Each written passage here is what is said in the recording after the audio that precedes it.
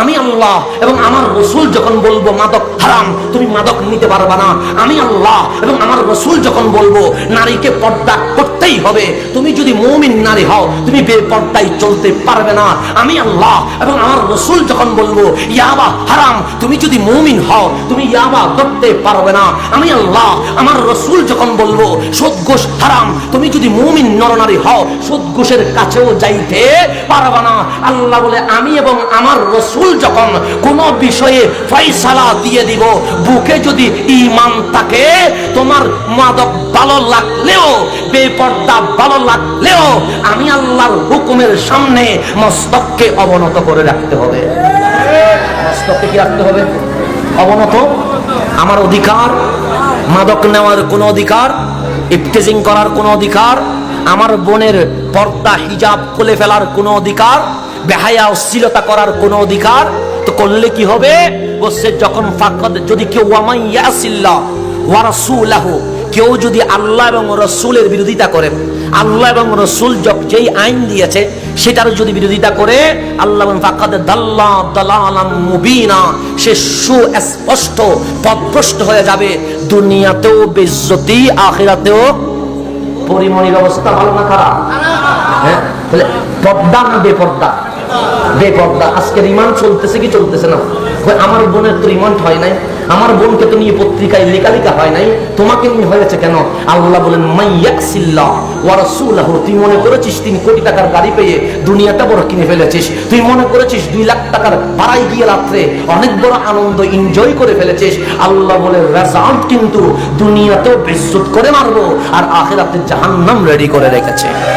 এখন আমার বোন যদি চায় দুনিয়াতে বেইজ্জত হতে, আমার মা যদি চায় দুনিয়াতে বেইজ্জত হতে, আমার বোন যদি চায় জাহান্নামের আগুনে দাউ দাউ করে জ্বলতে, বেপরদায় চলুক, আমাদের কোনো দাবি। কিন্তু আমার বোন যদি চায় দুনিয়াতে ইজ্জত হোক, আখিরাতে জান্নাত হোক, মা ফাতেমার সাথে স্থান হোক, মা আয়েশা সিদ্দিকার সাথে থাকতে চায়, তাহলে আমার বোনকে পর্দা করতেই হবে। আমার বোনকে পর্দা করতেই, এটা হুকুম কার? আল্লাহ। আমরা প্রথমে বুঝলাম আল্লাহ এবং আল্লাহর রসুল যদি হুকুম দেয় অমান্য করা যাবে, তাহলে পর্দার হুকুম দিয়েছে কে? তাহলে পর্দা করতে হবে কি হবে না? হবে। তাহলে নারীর পর্দার হুকুম দিয়েছে রাসূলুল্লাহ, মানতে হবে কি হবে না? হবে। সেই জন্য আল্লাহর নবী বলেছে এমন এমন নারী আছে যারা জান্নাতে প্রবেশ করা তো দূরের কথা, জান্নাতের ঘ্রাণও পাবে না। এই কথা বলে আমার নবী মাওলা আলীর দিকে তাকিয়ে বলছে তারা কারা?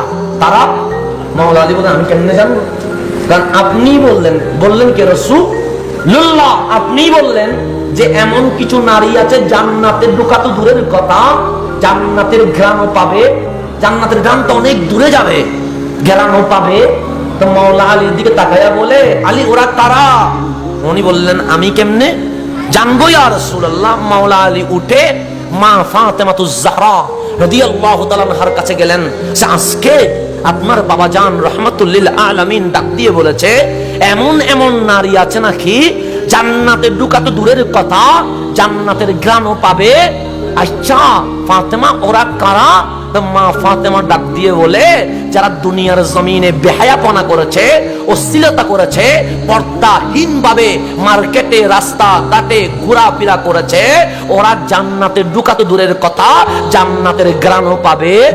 মাওলা আলী উত্তর পেয়ে গেলেন, চলে গেলেন রাসূলের দরবারে, ডাক দিয়ে বললেন ইয়া রাসূলুল্লাহ ওই নারী হচ্ছে ওই সব নারী যারা পর্দাকে ছেড়ে দিয়েছে, অশ্লীল বেহায়া হয়ে দুনিয়ার জমিনে চলাফেরা করেছে। তারা কারা? তারাই হচ্ছে ওরা যারা দুনিয়ার জমিনে পর্দা করে নাই। আমার নবী জিজ্ঞেস বলেছেন কে বলেছে এই কথা? আপনার ফাতেমা বলেছে। আমার নবী মুস্কি হাসি দিয়ে বলে ফাতেমা কে চিনো? যে ইয়া রাসূলুল্লাহ কে?